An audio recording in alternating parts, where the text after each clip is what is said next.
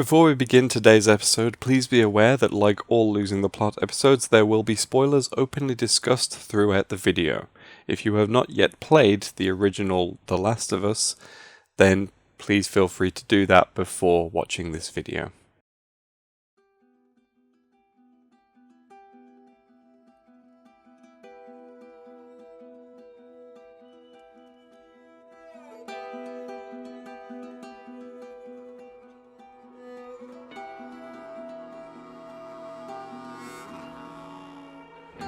As this video goes live, I assume plenty of people have got stuck into The Last of Us Part 2, which released today. It's a hugely anticipated game, largely because the original game was considered a masterpiece in video game storytelling. I'm one of those people, and the story was a major reason for the game ending up at number 5 on my top 100 games of the 2010s. So now, while I get stuck into the sequel, it's the perfect time to examine the original game, and just what made its story so great. If you're somehow unfamiliar with The Last of Us, it is a zombie apocalypse story. An aggressive fungus known as cordyceps has begun infecting humans, turning them into mindless, violent creatures that exist only to spread their spores further.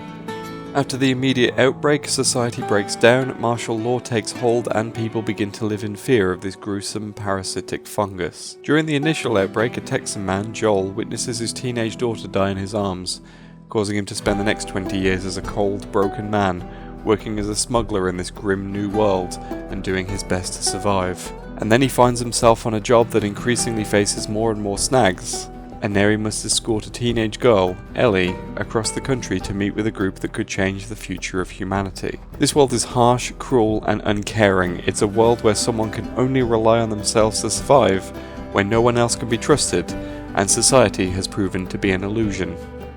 Wait, hold up. I'm not sure that's an accurate description of the world of The Last of Us. You see, beneath that grim, dark exterior, the game is actually a story about how we need each other to survive, and that society, community, family, and companionship are some of the most important things we can rely on. And in a time of extreme strife, we need these things even more.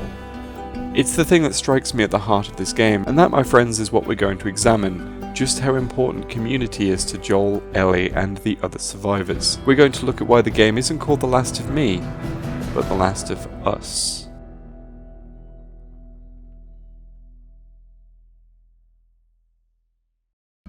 At the start of the game, society exists in a perpetual state of martial law. As society broke down, the military took over and housed everyone in special quarantine zones in cities. These places are shown to be harsh, with military strategies being logical yet uncomfortably brutal. Their method of dealing with infected people is to shoot them on sight, while there are very clear clues that this was also the method with dealing with overcapacity too. Your fellow hunters do this? Cute. And no, my money's on the military. Why would they mow down all these people? You can't let everyone in. So they killed them? And dead people don't get infected. You sacrifice the few to save the many. It's kind of shitty. Yeah. Within the quarantine zones, movement is restricted and rations are few, leading to mass poverty and struggle. However, many took on work as smugglers, sneaking supplies in and out of the zones at great risk. Joel is shown to be one of these smugglers at the start of the game's first proper chapter, working alongside a woman named Tess. One thing that strikes me about these early scenes is just how coordinated the smugglers are. Joel and Tess start out discussing tactics they employ to ensure jobs go smoothly. People around them at the start of the game are aware of them both, and it's clear there's a network that they operate in. All of this marks the first indicators of the importance of community in this world. Joel and Tess are known because they provide, even if they personally aren't people you want to spend a lot of time with. The existence of a network with secret routes and clear coordinated operations shows that these aren't a couple of rebels fighting against the system. It suggests a system working against the official way of doing things. It is, ultimately, a community. Not a perfect one, mind. The interactions between our duo and Gunrunner Robert are about as far from amicable as you could ever find, but it's still a community, one that's working together to allow everyone to survive, which is an interesting place to start when presenting a dog-eat-dog apocalyptic world. The relationship between Joel and Tess is worth talking about here too. While they are professional partners, there are more than enough hints that suggest that there's more to it. It's like we're on a date. Well, I am the romantic type. You got your ways. The nature of this relationship is never explained, but it's clear throughout these early chapters that Tess and Joel need each other. They banter, they work well as a team, and Joel shows genuine concern about her leaving alone for a job at the start of the game and arriving in his place with a facial injury. In the final moments before her death, she deems the transport of Ellie across the country essential and convinces Joel by drawing attention to this relationship that they hold.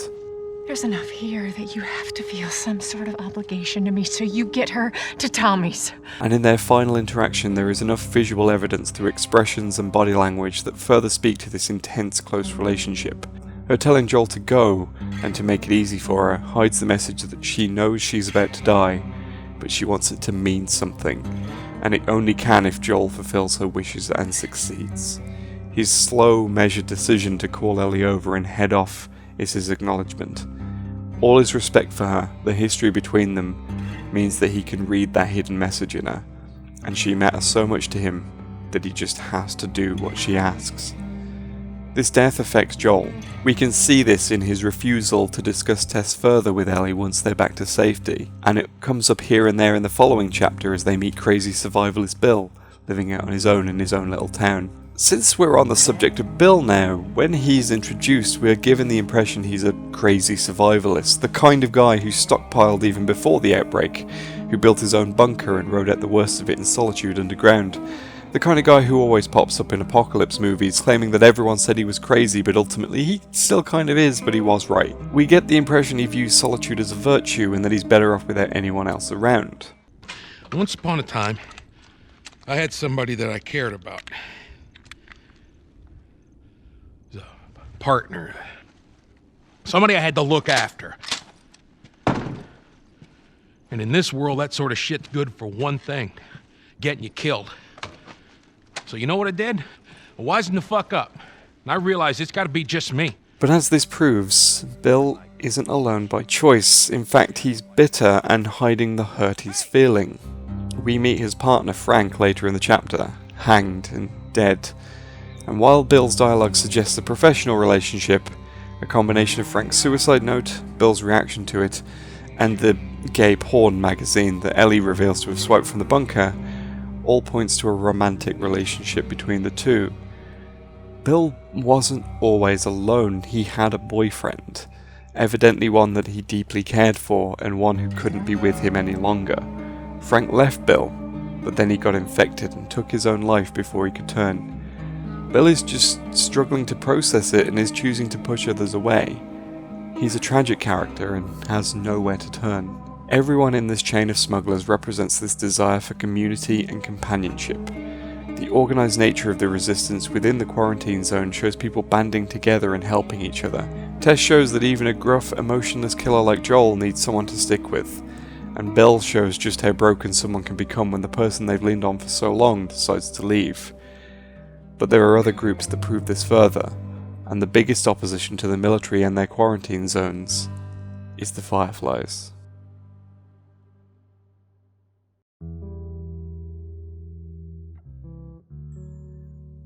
The Fireflies represent the resistance even stronger.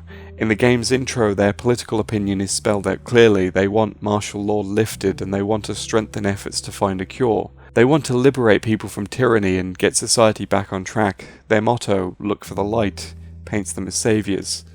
They have noble aims and a reassuring slogan, so there's no surprise why so many people throughout the game are taken in by them. Graffiti early on in the game shows support for the Fireflies, and we get to meet two people on their way to join their cause as we go through our journey. Henry and Sam, who we meet in Pittsburgh, are seeking the Fireflies because they want things to be better. Or at least Henry expresses this, and his brother is being dragged along because they're all each of them have left. It's clear from interactions with Henry that his idealism isn't due to a noble desire to improve humanity, but because he seemingly can't let go of his past. When we venture through the suburbs with him, almost everything he has to say is reminiscing for a better time, a time when humanity wasn't facing down a horrific infection. Certainly right now I feel that, but there's one major problem with his memories. I was just 5 when the cordyceps hit. I remember it's pretty hazy, but I remember living in a neighborhood just like this. What do you remember? Barbecues. Parents, they would throw these crazy big barbecues, invite a ton of people. You know, I remember the smell more than anything. Weird. It's a sweet memory, but he also admits he was too young to really remember it. Henry has all these dreams and memories of the time before everything collapsed, but they're not real memories. They're half-remembered moments of childhood, and he's filled in the gaps. He talks later about riding a motorcycle, and it's obvious he's never been on one, which Ellie calls him out on. He clings to this idealized time that he has no real experience of, and he clings to his brother, who is clearly the only surviving family member he has. And he seems to believe that siding with the Fireflies will make everything better, and he can somehow return to that time. Which is why it's all the more tragic when it's revealed that Sam is infected, and Henry makes the decision to block Joel from killing him. He pulls the trigger on his own brother and then turns the gun on himself. His dreams died with his brother, and he had nothing left. Once again, we see that desire for companionship. With Sam, Henry was a bold, brash, confident man, navigating through difficult situations with ease. The second he turns a gun on his infected brother, it all washes away. He stands alone, and for him, that's where he can no longer go on. Even reaching the Fireflies wasn't enough for him at that point. Perhaps he realised that maybe they wouldn't have solved anything. Because really, that's highly likely. What we see of the Fireflies does not paint a pretty picture. Marlene, their leader, is introduced while beaten up and so desperate to deliver Ellie she passed the job on to two strangers who only cared about getting weapons and return. The rendezvous point they were supposed to drop Ellie off at was dead on arrival, and the university labs Joel and Ellie travel to later in the game are unpleasantly quiet. In fact, this university chapter is the biggest evidence of the Fireflies not being as great as they claim to be. Tellingly, it's one of the few chapters that don't feature guest characters. Instead, the duo wander through empty room after empty room, finding no human life. They find some monkeys who are revealed to be infected, and one scientist thought it would be smart to let them loose, only to get bitten and infected himself. These are the people looking for a cure to save humanity, and yet they can't keep a monkey in a cage. There is more than enough evidence to suggest that they are disorganized and clumsy. They appear to be more reactionary and aggressive with their tactics than is helpful to them. They band together because they believe things need to improve, but this lack of organisation seems to undermine the message of community the game presents. But perhaps it doesn't. After all, they oppose the military whose tactics are to contain and to suppress, but there doesn't seem to be much of a goal or end game in their tactics. They react to threats rather than seek to eliminate them long term, and evidence of how well that's working can be seen in the numerous failed quarantine zones we pass through at various points of the game. Pittsburgh is gone, taken over by hunters. Hartford is gone, according to Henry and Sam. Salt Lake City is gone and now just stands abandoned. The Fireflies have an endgame. They just seemingly lack the skills to reach their goals. Instead, they react in turn to military behaviour and make decisions hastily on the fly. It's quite possible that these two organisations, if they just stopped fighting each other, could potentially advance humanity together. The ideals of the Fireflies coupled with the expertise of the military could make great strides. Cooperation, rather than antagonism, could take things forward. But as it stands, they're too opposed for either side to do anything meaningful.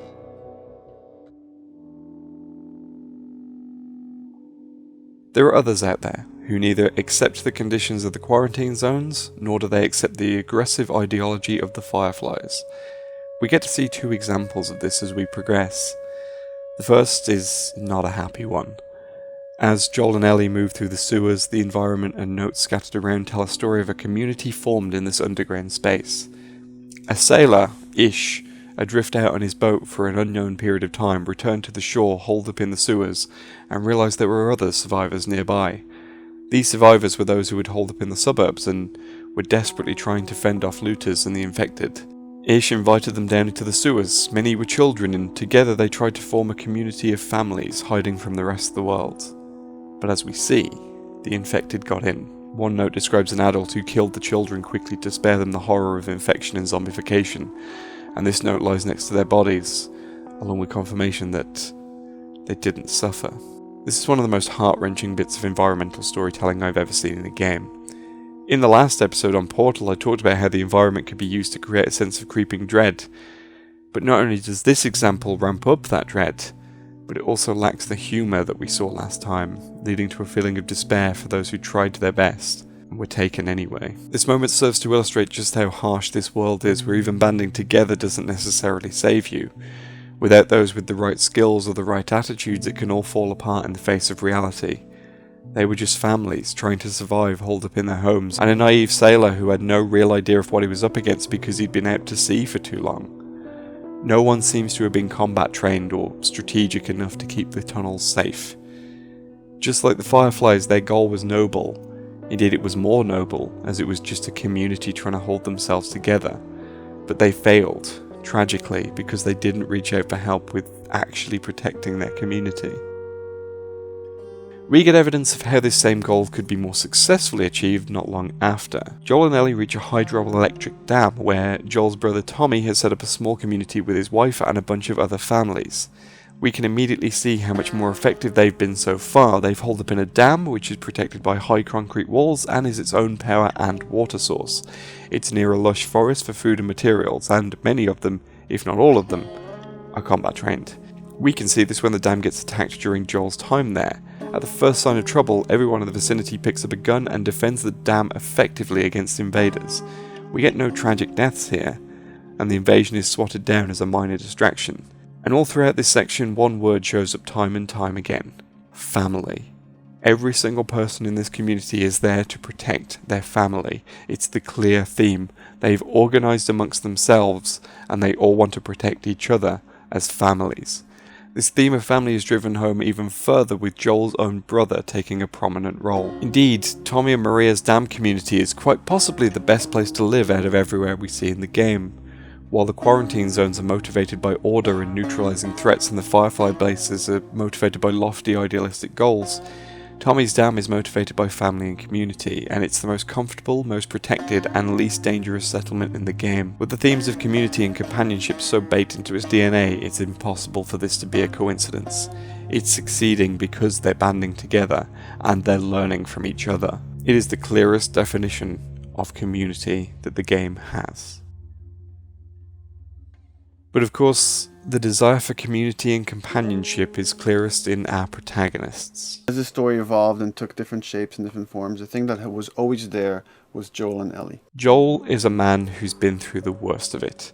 He starts the game as a struggling single dad trying his best to look after his teenage daughter, and then the cordyceps hit, shattering his whole life. Don't do this to me, baby. Don't do this to me, baby. Come on. No. No. No, no. Please. Please don't. Please.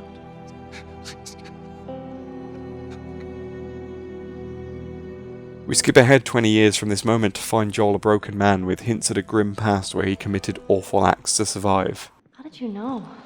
Know what? About the ambush? I've been on both sides. Oh, This is how you gonna repay me, huh? Repay you? For all those goddamn years I took care of us. Took care. That's what you call it? I got nothing but nightmares from those years. You survived because of me. It wasn't worth it. Despite his relationship with Tess, Joel is distant, closed off, and uncaring. Even by the standards of this world, he's not a good man, and it's clear that he's never truly grieved for the loss of his daughter. The fact that he's so unwilling to discuss Tess's death after it happens suggests that he never wanted to talk about Sarah either, which explains his reluctance and rudeness when asked to escort Ellie. She's arrived in Joel's life, the same age as his daughter at the time of her death, exhibiting a similar sarcastic sense of humour, and Joel doesn't want anything to do with her. It's 20 years later and he's outright hostile to interacting with a teenage girl, purely because of his continued grief over Sarah. The journey he takes throughout the game is the central story of The Last of Us. It's not about cordyceps, it's not about the trek across America, it's about a damaged man being forced to confront his buried grief through a surrogate daughter. It's about two people with limited companionship finding it in each other. Of course, it doesn't start positively. Joel is rude and abrupt with Ellie, while Ellie finds this standoffishness obnoxious. They barely interact at first, with Tess almost acting as the vector between them. But Ellie's attempts to chat while they wait for Tess, and a couple of moments after they survived hordes of infected, start chipping away at the ice wall between them, culminating in the two having a brief conversation about a sunset. So is that everything you hoped for? jury's still out. But man, can't deny that view. These moments seem like Joel almost forgetting himself, ignoring his usual gruff exterior and seeing his daughter in Ellie, and finding himself almost slipping right back into how he was with Sarah. We see a lot of this as the two journey together. They chat and they start to warm to each other. However, once Bill enters the picture, he puts his walls back up, almost ashamed to show affection for Ellie in front of other people. As for Ellie, I'd say she does most of the work here. She's a delightful presence for the most part, an intelligent and curious teen who tries to lighten the mood as best as she can. A large part of this charm has to be credited to her actress, Ashley Johnson, who brought a lot of the humour to the character in the first place, thanks to her childhood acting in sitcoms and training in comedy improv. Not that Ellie is naive or blind to the world around her. This is the only world she knows, after all. And that seems to be where a lot of her brashness comes from. And it's why she's not patient with Joel, and she brushes him off pretty quickly. It's only when he starts showing signs of dropping his moody facade that she starts being more friendly towards him, which helps break him down even further. One key moment that shows their growing relationship is when they drive away from Bill's place. Ellie jokes around with a porn magazine and then hands Joel a cassette tape, which causes them to bond a little more. This feels like the point where they stop being cold to each other, but their relationship is still showing signs of strain for a while after this. When they get ambushed, Ellie wants to fight alongside Joel rather than sit aside and wait for him to deal with things. Joel refuses to let her engage, treating her as a combination of a useless kid and deadweight cargo he has to carry around. It's only when he's almost drowned by a hunter and Ellie shoots the guy in the head that he realises that she can help him out more directly, although it takes him a while to accept that, as this is his initial reaction. I shot the hell out of that guy, huh? Yeah, you sure did. I feel sick. And you just hang back like I told you to. Well, you're glad I didn't, right? I'm glad I didn't get my head blown off by a goddamn kid. You know what? No. How about, hey, Ellie, I know it wasn't easy, but it was either him or me. Thanks for saving my ass. You got anything like that for me, Joel? Ellie takes this reaction negatively as you'd expect, and Joel corrects his mistake by letting her cover him with a rifle in a later section. You stay here. This is so stupid. We'd have more of a fucking chance if you let me help. I am. You seem to know your way around a gun. You reckon you can handle that? From here on out, a combination of Ellie's jokes, an increasing level of trust, and just generally learning to accept each other, the two become closer. However, the death of Sam drives a wedge, as Joel continues to close off to grief, even when Ellie wants to talk about it. That's too small of a grave. I forgot to leave that stupid robot on his grave. What should I do with it? Ellie. What? I want to talk about it. No. Why not? How many times do we need to go over this? Things happen, and we move on. It's just... That's enough. You're right. I'm sorry. The strain in their relationship continues to grow as Joel tries to force Ellie off onto his brother and push her away.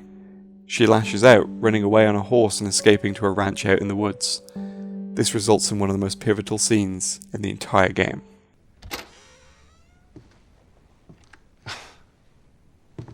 Is this really all they had to worry about? Boys, movies, deciding which shirt goes with which skirt. It's bizarre. Get up. We're leaving. Come on. And if I say no? Do you even realize what your life means? Huh? Running off like that, putting yourself at risk? It's pretty goddamn stupid. Well, I guess we're both disappointed with each other then. What do you want from me? Admit that you wanted to get rid of me the whole time. Tommy knows this area. Oh, better fuck than... that. Well, I'm sorry. I trust him better than I trust myself. Stop with the bullshit. What are you so afraid of? That I'm gonna end up like Sam? I can't get infected. I can take care of myself. How many close calls have we had? Well, we seem to be doing all right so far. And now you'll be doing even better with Tommy. Not her, you know. What? Maria told me about Sarah. Ellie? And you are treading on some mighty thin ice here. I'm sorry about your daughter, Joel. But I have lost people too. You have no idea what loss is. Everyone I have cared for has either died or left me. Everyone fucking except for you. So don't tell me that I would be safer with someone else, because the truth is I would just be more scared.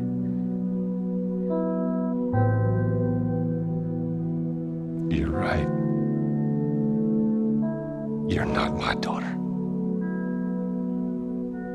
And I sure as hell ain't your dad. This is the moment where everything gets laid out on the table. Joel's attitude in general, his thoughts about his daughter, and Ellie's feelings that she actually feels safe with Joel, even if he does frequently prove to be an ass. It's the point where Joel's worst qualities have pushed Ellie too far, and she gets to confront him on it. And even at the end of the scene, he can't apologise, he can't back down, and he brushes her off in the harshest way possible. And yet, following a raid by hunters, he seems to have a change of heart. The journey back to Tommy's place from this ranch gives him time for quiet reflection, and he realises once again that he needs to give her more credit. He changes his mind. He decides to stick with Ellie and see their journey through to its end. He seems to realise in pushing her away that while she isn't his daughter, there is still some kind of paternal instinct he feels for her. That's why he changes his mind, and from here on out it's a lot more open. When they venture to a Firefly-owned university, he's a lot chattier. He responds to her questions with more substantial answers. He responds to her jokes more positively. He even opens up about his old dream to her. Well, when I was a kid, I used to want to be a singer. Shut up. No, serious. Sing something. No. Come on, I won't laugh. I don't think so. Joel, please. On the other side of this, Ellie seems to understand Joel a little better. And even though she's trying to encourage him to open up more, she also acknowledges when something might be too hard for him. Were you married? For a while. What happened? Okay. Too much. What's telling in this interaction is that he's stopped lashing out when personal subjects are approached, and acknowledges the difficulty of talking more respectfully. It's a sign of growth that he's finding it easier even to admit that things are hard sometimes. After hunters arrive at the lab, Joel is injured and Ellie helps him escape. Time passes and she's shown looking after him in an abandoned house during winter. This season is where their relationship truly grows. While Ellie is generally able to handle herself in the harsh winter, she still finds herself captured by a creepy, cannibalistic, and quite possibly child-molesting man named David. Thanks to Ellie's help with medicine, Joel heals up a little too quickly and sets out to find her. He doesn't save her directly though, as she's able to make her own escape and take down David with her own hands. However, the trauma this experience places on her is where Joel's help is actually required. In this chapter, Joel and Ellie save each other. She nurses him back to health and uses her own ingenuity to keep them both alive, and he shows up at a traumatic moment to calm her down and reassure her. And it's in this moment that their relationship is cemented, through the use of just 2 words. Oh, baby girl. It's here that we move into the endgame. The next chapter of the game is a quieter one where the two bond further, although now Ellie is the one not opening up. The game never makes the reasons for her distraction and silence clear, but it's most likely the combination of her trauma from winter and anxieties of what's to come as they approach the end of their journey. It's here that some of the most tender moments between them happen. The giraffes, the viewing of the scenery that calls back to one of their earlier moments of connection, and various bits of dialogue about what happens when all this is over. Yeah, once we're done with this whole thing, I'm gonna teach you how to play guitar. Yeah, I reckon you'd really like that. Once we're done, we'll go wherever you want. Okay? Is this everything you were hoping for?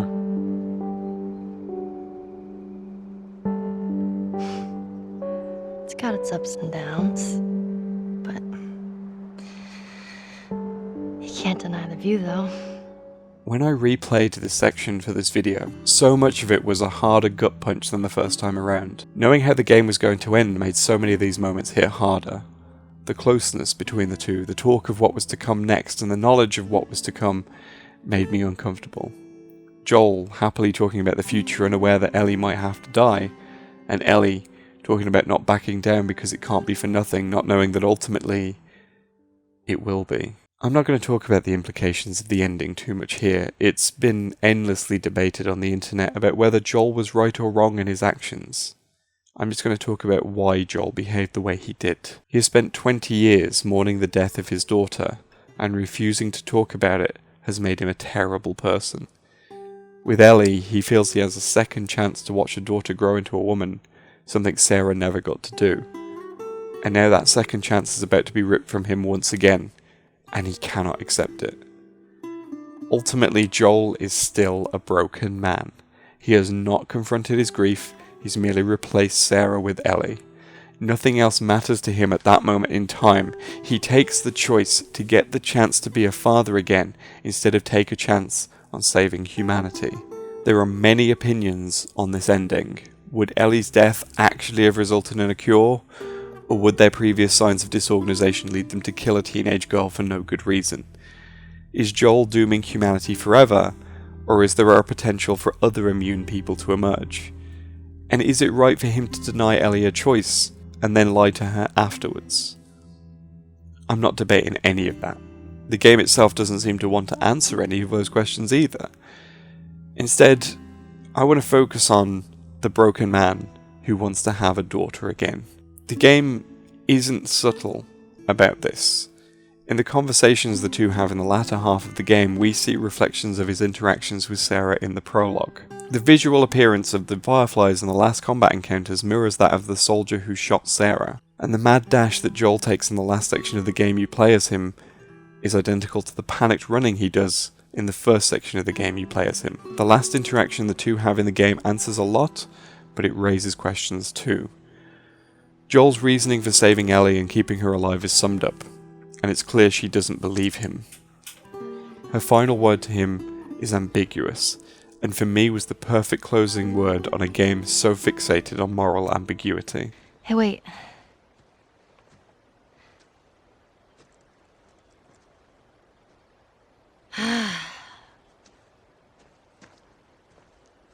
Back in Boston? Back when I was bitten? I wasn't alone. My best friend was there. And she got bit too. We didn't know what to do. So, she says, let's just wait it out. You know, we can be all poetic and just lose our minds together. I'm still waiting for my turn. Ellie. Her name was Riley, and she was the first to die. And then it was Tess. And then Sam. None of that is on you. Oh, you don't understand. I struggled for a long time with surviving. And you... no matter what, you keep finding something to fight for. Now, I know that's not what you want to hear right now. Swear to me. Swear to me that everything that you said about the Fireflies is true. I swear.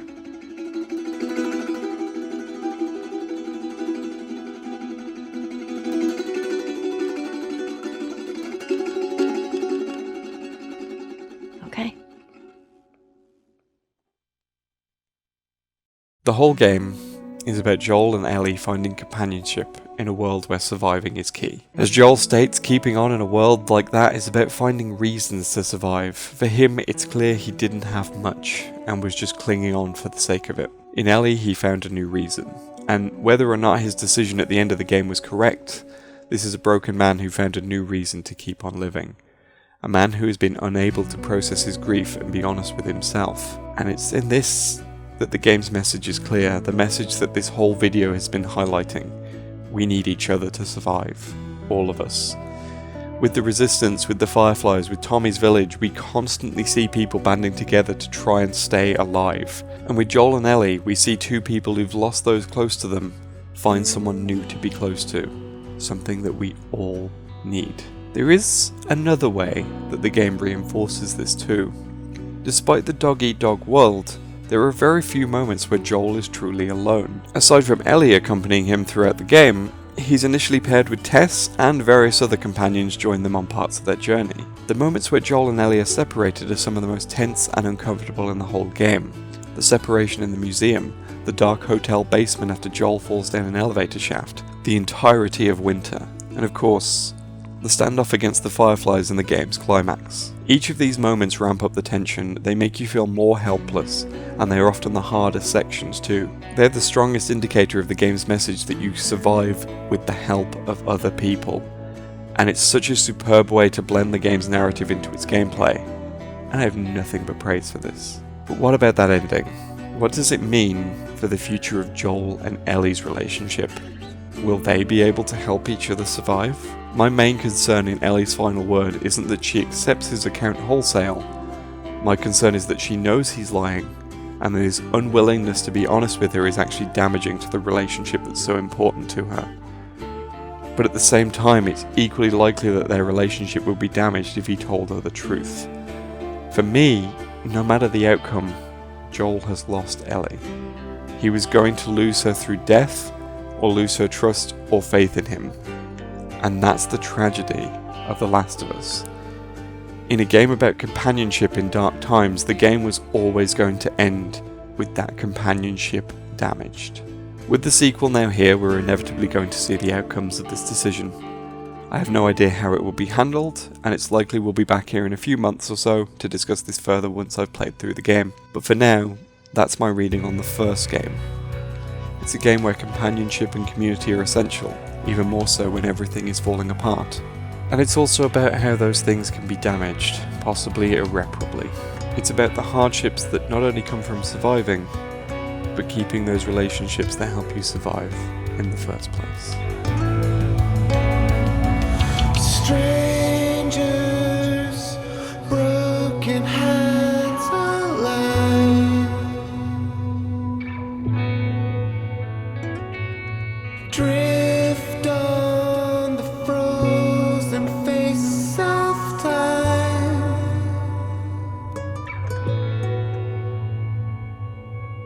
Unlikely guide, I will follow you. Stay by my side, see tomorrow through. Two roads merging in one line. What would you give of yourself to stay steadfast? Could you shed all of the ethics of your past? What would you give of yourself to be the best of us at last?